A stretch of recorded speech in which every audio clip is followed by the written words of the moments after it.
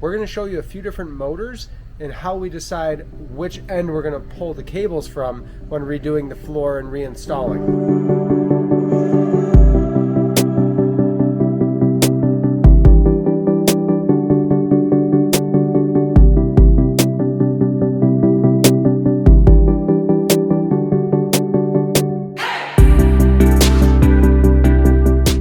From Tom's Toons.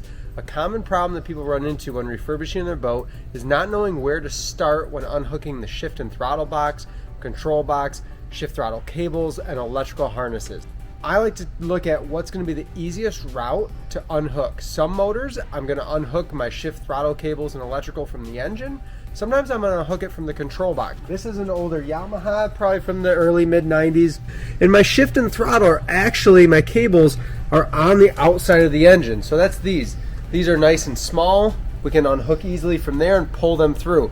If you're unsure, take some pictures of what everything looks like before you start uninstalling so you can refer back to them when you reinstall. The next thing to think about is the electrical. So this plug goes underneath the hood and runs our ignition, trim and tilt, and everything. It's a 10-pin harness.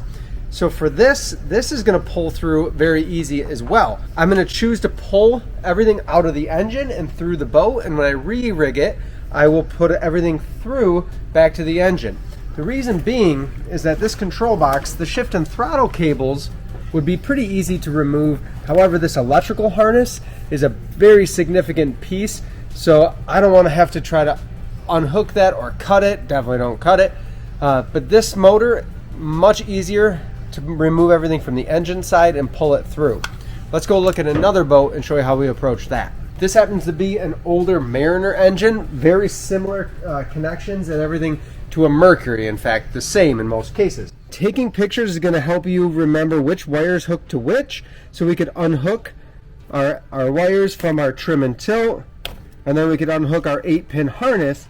And I'm going to do the same thing as that Yamaha.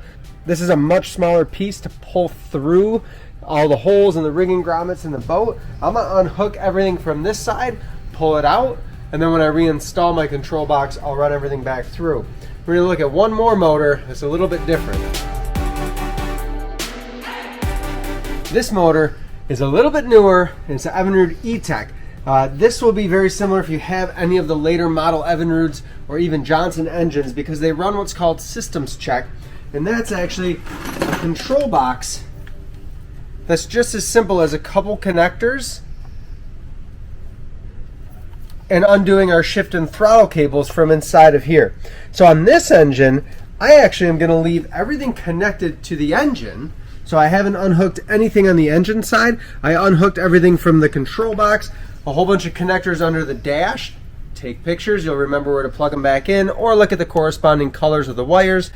And that is going to be the easiest way to approach this type of engine. A lot of your new engines on the market today, or newer engines, are going to have quick connect plugs just like this for your gauges, your shift and throttle box, your ignition. So those, a lot of times we're going to unhook at the dash, pull everything back through to the motor, and when we put everything back together, just run it back under the deck up to the dash. Hopefully this helps when you're tearing your boat down.